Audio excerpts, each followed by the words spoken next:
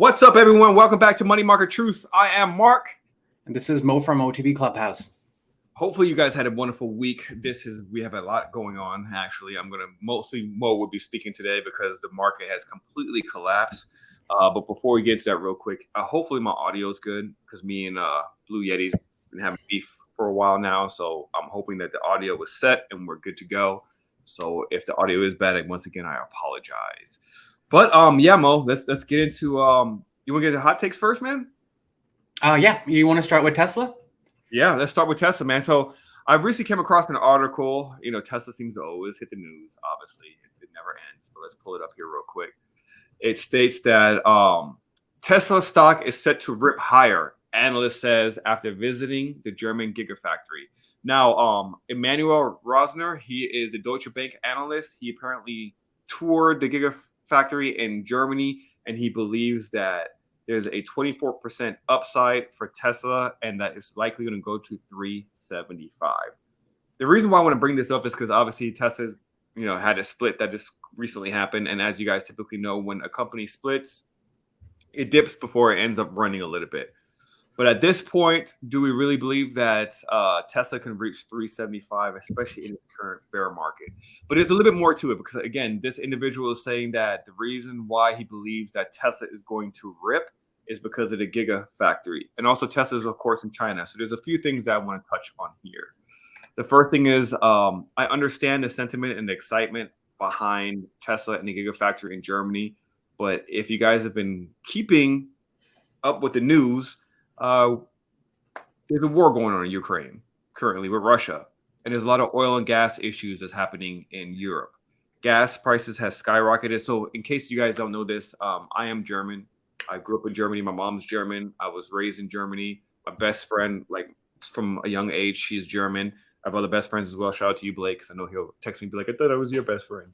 But my friend just came in town recently. She just left again, but her and I were talking, and she was discussing the fact that Europe's gas prices has skyrocketed significantly. And it doesn't look like things are going to change anytime soon, especially if Russia and Ukraine will continue to be in a conflict and with America basically inserting themselves in this and saying that, hey, you guys are not going to accept oil and gas from Russia anymore. You're going to get it from somewhere else. Until then, the gas prices are going to continue to skyrocket. I understand Tesla is a clean energy vehicle, it uses electricity and etc.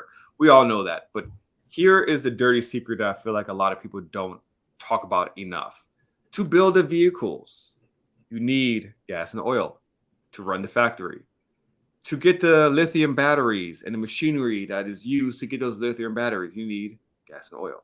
Once the vehicles are produced and they're now on the market to be sold in Europe, do you think people are going to want to buy that vehicle right now, especially with the gas prices being high? But not only that, their electricity has skyrocketed significantly in Europe.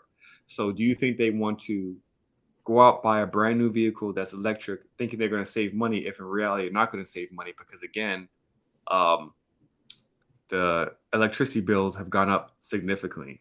There's a lot to that. So I'm not as bullish on this sentiment and this relationship that Elon has established with Germany as of right now. I don't think Europe is going to run to these vehicles as much as people think. Not only that, their culture is very, very different. In Germany, it's more leisurely. Life is appreciated a lot more over there. They're not consumers as much as Americans are. And I can tell you this, people are not going to spend a shit ton of money on vehicles over there. Especially, I don't know what Tesla's price is over there yet. But once they do get released, I'm not sure if the German folks are going to run through these vehicles like they think it is. And they're going to fly off the shelves like it is here in America. Because once again, we have issues with the electricity going up significantly. Also, China, right? Everyone's talking about, whether, Elon has a relationship in China with them building a factory and all this other stuff, and it's going to change the game for Tesla. I understand that, but here's another thing to think about, and I wrote this on my Twitter page as well. Why would China push a Western vehicle, an American vehicle, above their own EV vehicles? That's just something to think about. Again, they have NIO, they have all these other vehicles over there as EV. Do you really believe that they're going to push Tesla to the forefront as the next greatest thing in China for EV? And we all know that China, when it comes to intellectual property, doesn't really exist over there. So my conspiracy theory with the whole China relationship is that they're going to allow Elon to continue to build vehicles over there, and they're going to just secretly uh, pay attention and steal some of the intellectual property that Elon has and kind of use it down the line for their vehicles. That's just my thoughts on it. But I see no reason for them to push an American vehicle to the forefront if they have their own EV vehicles and that's run by the Chinese government. So that's just my 2 cents on the whole Elon thing. I don't think I'm not as bullish as this analyst is. And I still think Tesla is completely overvalued at this price point. And I think once other EV vehicles come out next year, especially in the United States, we will see the real effect that it will have on Tesla. And I know everyone will argue and say it's also AI. He also does all these other things. But if you look at the books, if you look at the numbers, majority of their profit comes from vehicles. Point blank period. Right now, it is still a vehicle manufacturer. That's my 2 cents on it. You want to add anything to that, Mo? Yeah. So one of my mentors earlier in the early stage, they told me that if you want to make a shit ton of money, learn how to understand news and execute based on what you've understood, because most people fail to understand. So one of the things that I want to tell the listeners is an analyst works for a fund or an institution. In order for an analyst to rate a company, it must be traded by the fund. So if the fund doesn't trade, let's say Neo or Tesla, they don't give out numbers. That's one. Second thing you want to understand is anytime a company puts an investment on a side project, on a big project, or buying out a company, it takes anywhere from 2 to 10 years for it to be profitable. And there's a whole series by Jeff Bezos talking about every single company, every single construction project. It took 5 years to break even. So you guys should listen to that. Third thing is that most funds are understanding that we are going through a cycle here, which we'll go over later. And what they need right now is something called exit liquidity. So what that means is in order for them to get out, they need buyers. For every time we sell something, someone has to buy something. That's how the market works.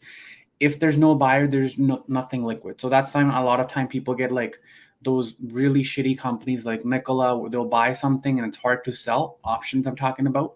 It's because there's no liquidity. So the way you have to understand this news is there's no timeline provided by the analyst, right? So you can't hold them accountable. 375 when, right?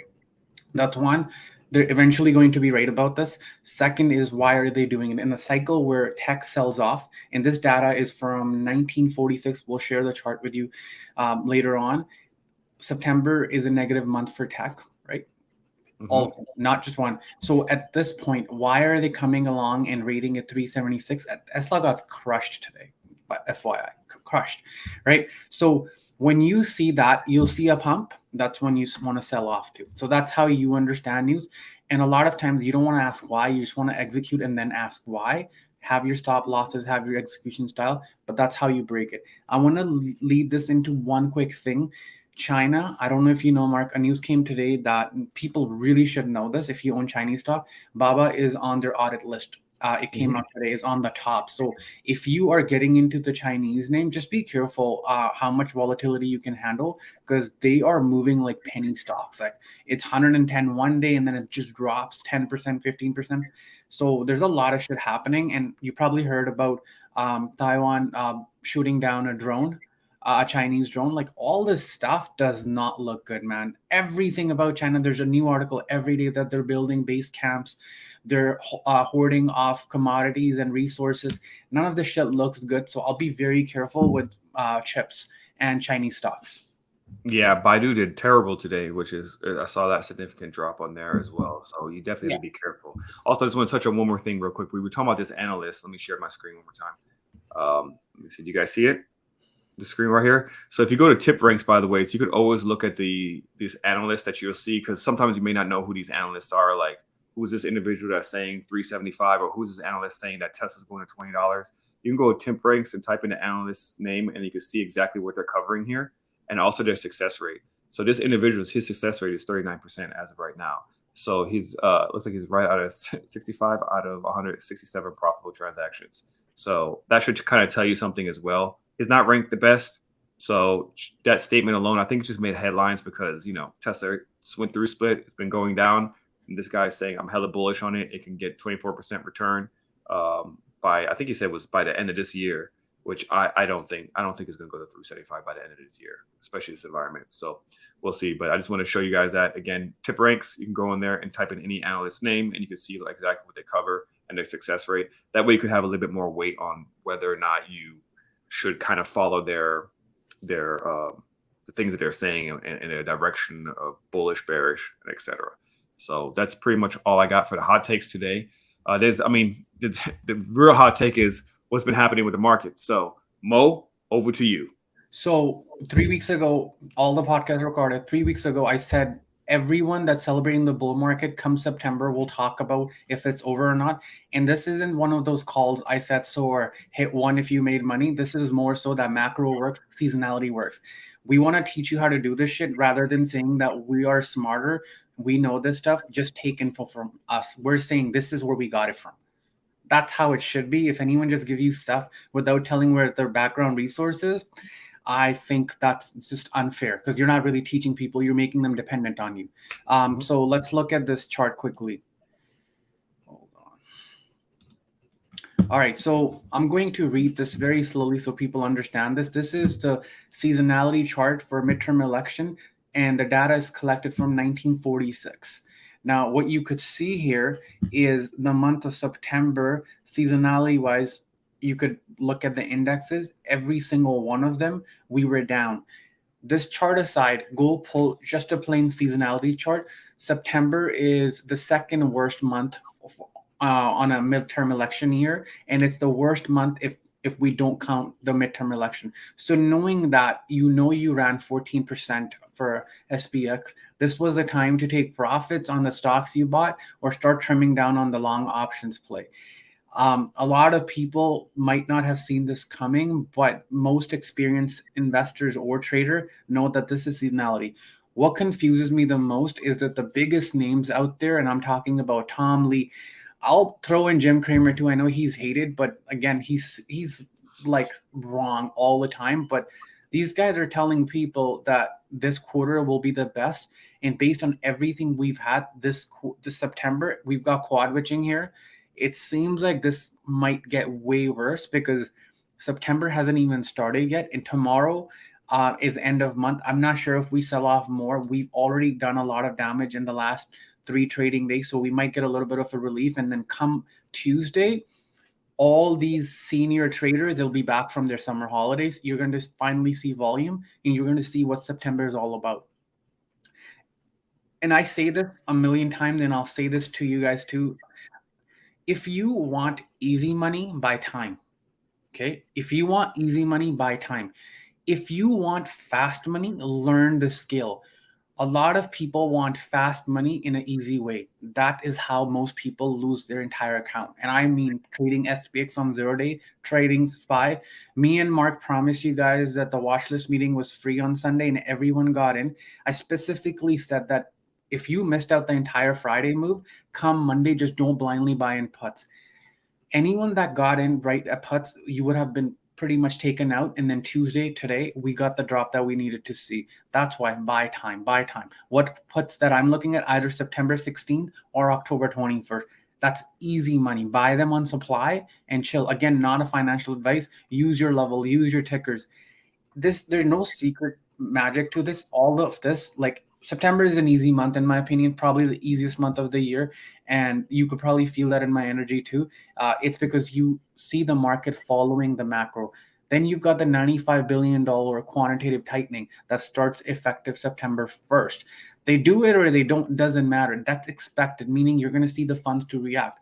I keep telling you guys that the funds have about 20% of holding in everything they sold. At some point, they're going to sell. Well, what's the some point? In terms of technical analysis, let me just pull this and show you guys.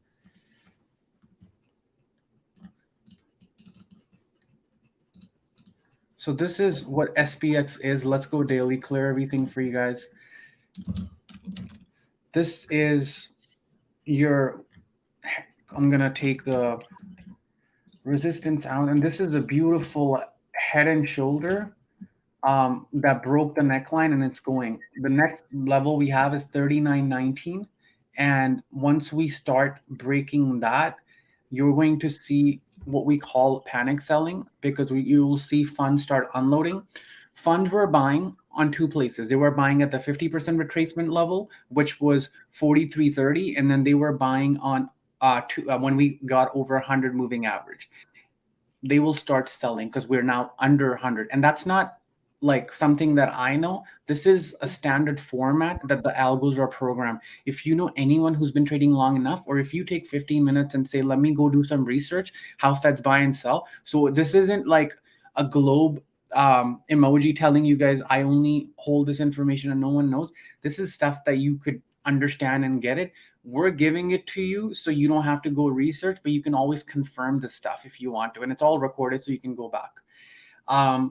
Seasonality wise, we're looking to sell off till September 16th, because all the puts that get bought by the fund, that's when they expire, and quad witching is that day as well. So that's the time period you want to watch. Maybe we bounce after that, but until September 16th, there's no saying how low we can go. Mark, you want to add anything to this? Yeah, I do. If you're not good at doing like calls or puts, think of it this way. Put insurance on the stocks that you have. So if you have Apple, for example, I have Apple, and I got a put today. I got out at 15%. I literally timed it. The minute it broke 160, I got in. I was trying to ride down to 155, but I saw a reversal that I was going to try to go back up to 159. So I got out, but I made 15% on a October put for 150. I believe it was. Yes, 150. And I'm going to probably get back into it. But if you have a bunch of stocks in Apple or Microsoft or Meta, and you're not a fan of betting against yourself, because it's somewhat of a psychological thing, right? You're like, well, I have these shares, but I feel like I'm betting against myself. Change your mindset and think about it as if you're getting insurance for the stocks that you own. You have insurance for your car. You have insurance for your health. You have insurance for your jewelry, just in case something happens. So what's a couple of bucks to protect your portfolio, especially like if you have over $1,000 in Apple invested? What's $150 for a month out to ensure some of the downside that you have?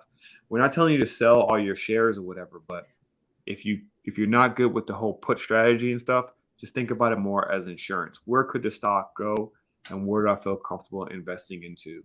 And then that way you should be okay. I did it for Roblox recently. I've been doing a lot better with puts because that was like always my weak link. Hence the reason why I haven't been trading options for a while, is because I could just psychologically not get it. But then I changed my mindset and I was like, it's insurance. So let me get insurance on the stocks that I own. I did it with Shopify. I did it with Roblox. I did it with Apple.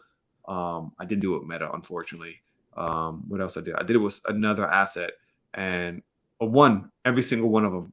And just take profit. Just don't let it go to zero. Take profit. That's my only 2 cents on that. Yeah, so the way you want to play this, I want to quickly cover it because a lot of people don't understand. So let's say Mark opened the day, Monday got 10 contracts on September 16th, or a weekly. Your goal isn't to hold it with the diamond hand mentality. Your goal is to make that trade free. If you can understand this concept, you will never lose. The only thing you can control in trading is your entry and your exit. You cannot control how up or down it's going to go. So let's say you got in. Once the trade starts working in your favor, you have leverage. Once you make the trade free, your execution is flawless because you've taken the emotions out. And that's how you want to play. What a lot of people are doing, they're going in and out, in and out. You don't want to do that. So if you got Apple 160, they were about $1.50 on Friday. On Monday, they were around 2-ish. So if you got in Monday, they're at 446. Now, a lot of people will get scared because tomorrow is Wednesday, so theta is going to be heavy if you're on a weekly. So that's why I said what I personally would have done, that taken profits wherever you felt okay, gone 155 September 16th, right? That way you have enough time, and you could look about, this is my price target for Apple. It's 150 for September 16th. I think Apple hits 150, gets pinned at 150. And that's something to do with Gamma Vena. It's hard to explain it here, but you're going to see once we get there, I'll cover if that happened or not. But 150 is my pin target for Apple for September 16th. So I would go for 155. So if that goes in the money, you're looking about 3 to 4x. The goal is to make the trade free, and once it's free, get out of the way. Don't micromanage the trade in this kind of market, because you will see trend now. And on September 5th, you're going to see volume come in because all the traders are back, summer holidays are done, and that's what you want to do. Yeah, and do yourself a favor. I'm notorious for doing this. When I get into a trade, I go down to the 5 minute and then the 1 minute. If you got weeks out, just place your order and like Mo said, walk away. But again, we're not financial advisors. We're just giving some advice on what works for us. That play that Mo was talking about, for example, the October I got in, it's currently going for $4. So I do expect that tomorrow might be a quick pump up, a fake pump up, and then maybe down. I don't know. What do you think? Tomorrow, that 39, where are we? Hold on. Let's pull this.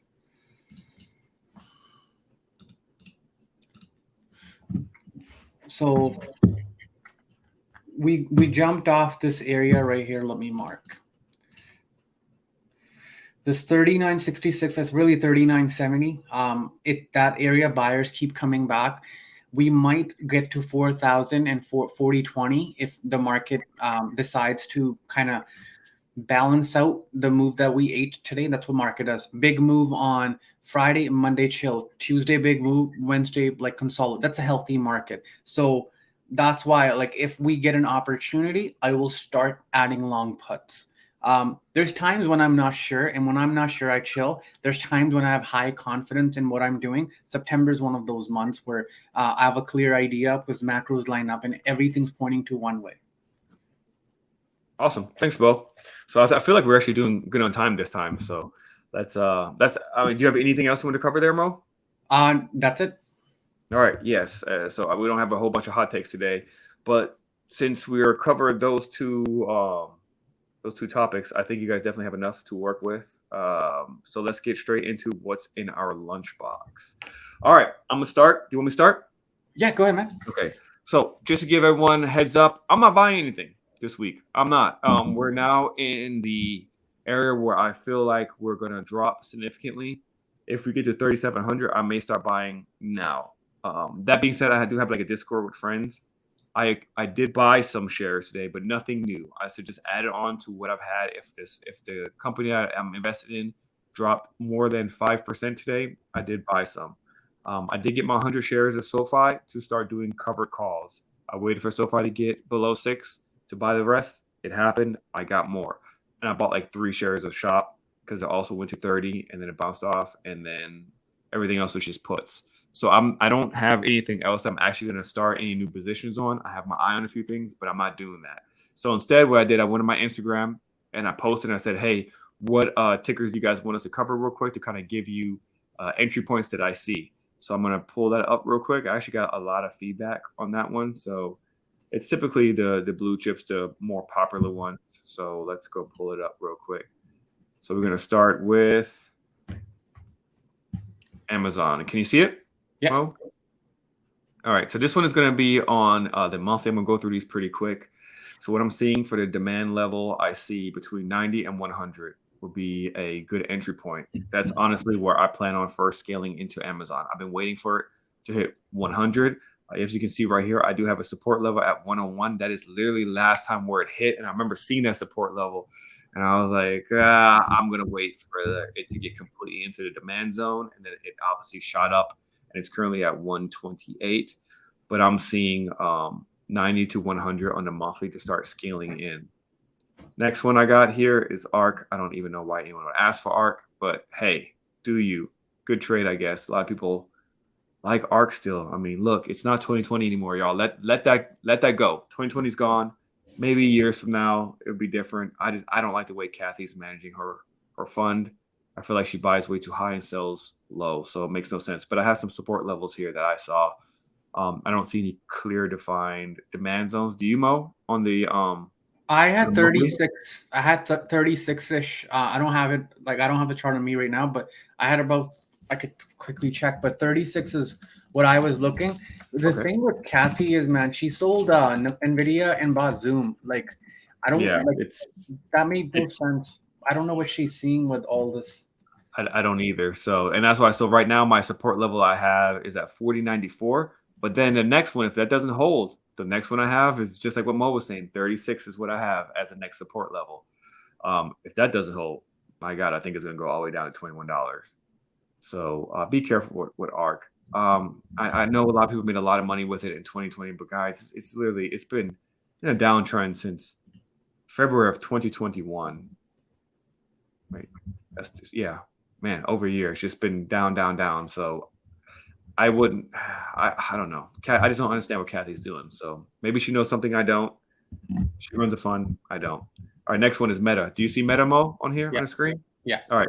Next one, I got some key support levels. The first one, it broke. These are the ones that I marked previously. And now it's currently, again, sitting at a key support level at, I have a 160.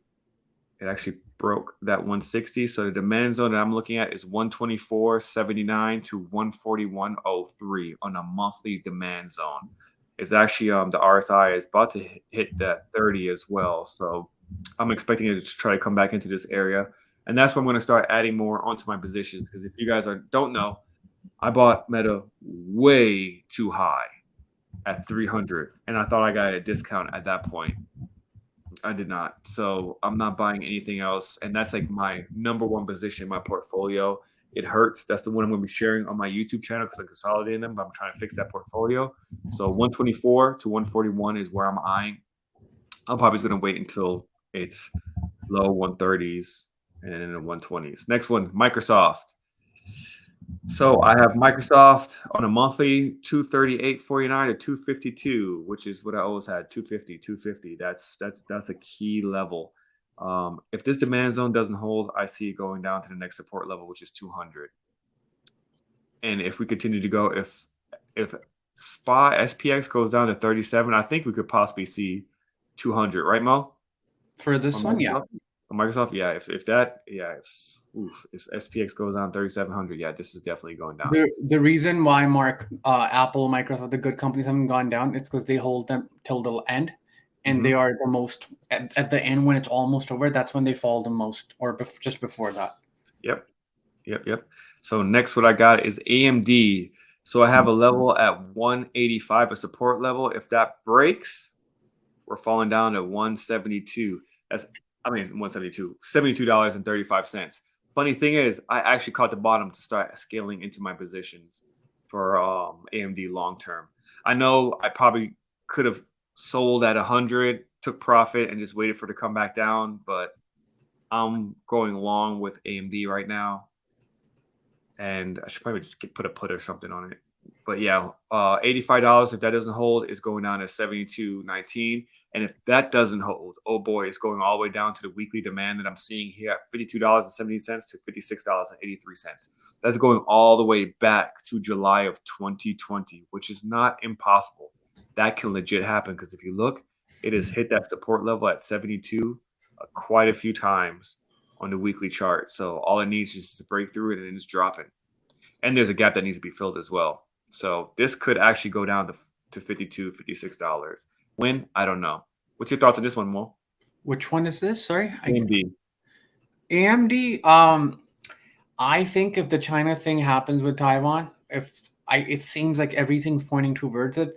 I'm staying away from chips. I personally, like, I love cybersecurity, and I've said that a million times. That's what I'm looking for. AMD, if it gets to 50, I'll be a buyer. That's like a no-brainer for me. But I would pick from the least risky, like Apple, Amazon. That's what I would go with to start off with. And like Mark said, he hasn't bought anything, but he's also not selling anything because bear market's the worst time to sell anything unless you think that the company's not going to do what they said they would do. So that's a different story. But like, I wouldn't. If I bought Apple at 170 and it's down to 160 now, I wouldn't sell it. Like, bought it for long term. Like, I don't think the company's going to go under. Exactly. And I just started scaling at 72. So I'm good. I'm good right now. And the next one, Google. Been saying it for God knows how long. Google $100.53 to 105 on the weekly. Next level, if it doesn't hold that, $84.89 to $89.56 on the monthly. So I did a weekly and a monthly. So the weekly is if you want to start scaling in, because I've seen that it's coming to this area quite a few times. 100 is where I'm looking to start buying Google, just scaling in, because I honestly think if we're going to continue down this trend of selling off, we could definitely see $84. Next one, Tesla. Everybody's favorite, Tesla. All right. This is the new after the split. I have 227 to 251 on the weekly demand is what I have. And then I have a crucial support level. This is what this is, right? Yep. At 225. I'm not, I don't know why I'm going to buy Tesla. I told my wife 550 when pre-split. I don't know. After doing on just thinking about the whole Germany thing and the Chinese thing and then the EVs coming out next year in the bear market, I don't know if I could touch Tesla, to be honest. I'm not sold on Tesla. I'm sorry. I know people think I'm crazy. They're like, what type of investor are you if you don't believe in Tesla? Prior to 2020, Tesla wasn't running like that. So I don't know. I'm just not a believer.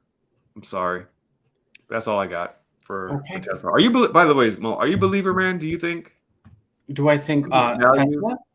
Yeah. Do you think I've spoken to a lot price? So for me, like I'm blessed with people that are much smarter than me when it comes to fundamentals. So I usually talk to a lot of people before I buy stocks, and I talked to multiple people, and what they said was Tesla. The biggest advantage Tesla has is they were the first. And the amount of information and edge they have, it would take people years to get there. So that's one. Then they've got the cult. The bad part that Tesla needs to worry about is they don't have the government support. The government, you could clearly tell they're with Ford and GM, and people should be careful because they're the underdogs right now, but they have the biggest network. They have the backbone. They've done this for way longer, and connections do matter.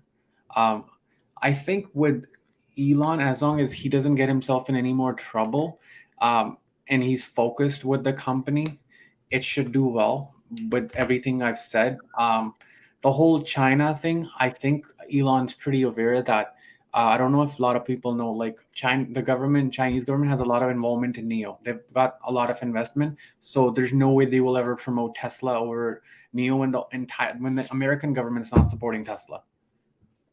So that's like we need to fix the political part. I don't know who comes next after Biden. Like I don't know like that. There's so much to go with, but I don't think Tesla's gonna go down, like become like a Nikola or something like that.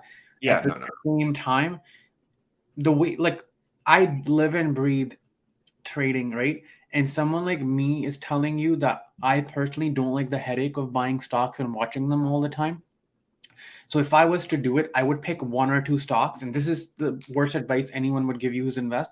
I would pick the one or two stocks and go pretty big on them. So like 10, 15, 20, 30%, depending on what the stock is. And the rest would be in the indexes. I'm not here to play around with 20 different stocks, building my own ETF. I don't do that stuff. I'd rather trade that. Right. That's me. And I've talked to a lot of smart people that are way smarter than me. And they've said like, yo, so why is this on your port? Why is this on your port? Okay, so you have your own ETF. Why do you have it? I'm like, okay, cool. They're like, just clean up your list. And that's what I started doing. I started clean. So I love Apple. You do too. Everyone, Apple, Amazon, Google. I'd rather buy that. I'm not like, when it comes to stock, I'm not trying to like go 1-200. Like I don't want to buy UPST. I understand that if UPST becomes like this big deal, it can go, I think it's at $30. It can go to 500. I'm just saying, like, let's say I'm one of those FOMO going to the moon people, and let's say it does go, I'm okay with missing out. I'll trade it, but that's kind of my thing. But for the play of the week, we talked about wheat last time, and I want to give you guys more insight on it. The whole point of wheat is wheat has a 75% seasonality in September for going up. Also, winter is coming, so you're going to start seeing flow lining up. I got into 2 positions for October for small accounts, was wheat and apron. Apron's already up 80%, and it's also for October. Apron, the reason why apron's up is because by next tomorrow, they need to buy a certain amount of apron. I posted the article, so that's why it was up 24%. REIT, I think, should do something similar, but you have to be patient with these kind of plays. The next play I want to talk about is an index, but I want to brainstorm on why and how I came up with this. So, Mark, we could discuss this. In your opinion, which index would you say has the worst bloated stocks? Like, these stocks are the most bloated. So we have SPX, QQQ, and IWM. Which one do you think has like the most bloated stocks? Like the worst stocks in it? IWM, of course. Of course. IWM. And so It's because of the meme mania, right? So that's what I'm looking for. I'm looking for IWM, and I'll give you small caps. It's a small cap, but they have like, I think the number one holding is AMC, isn't it? Yeah. So this is IWM, and what we're in terms of level, this is, let's go to daily. I don't know why I went to weekly. So this is the daily chart, and I'm just going to show you something very simple. This is like black and white simple.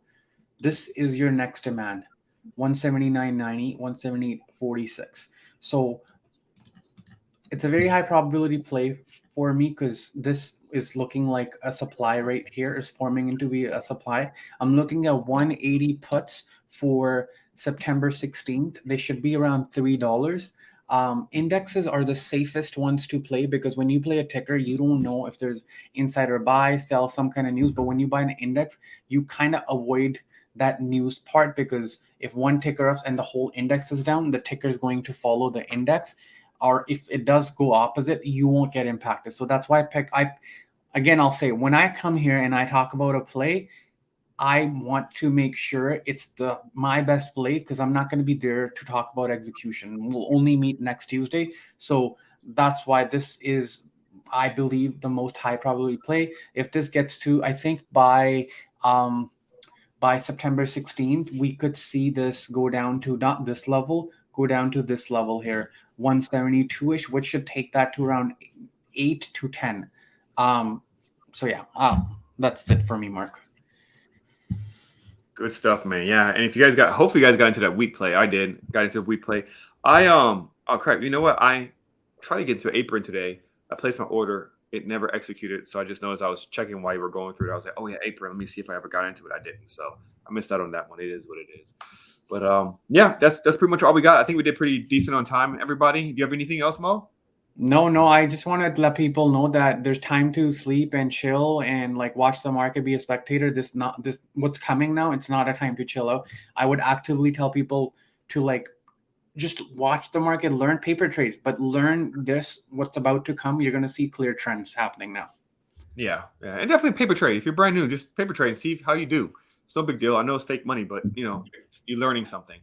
All right, y'all. So until next week, everybody, my name is Mark. This is Mo. You can catch us. We can catch Mo on OTB Clubhouse on Instagram and catch me on Trading with a Dummy on Instagram and on my YouTube channel. Mo, you should honestly get a YouTube channel, dude. I do. I'm going to start posting more. Yeah, I think you should. I think you can definitely grow a subscriber base. So, all right, everybody, until next week, make sure you subscribe first, though, before you end this video, and click the thumbs up. Until next week, peace out, everybody.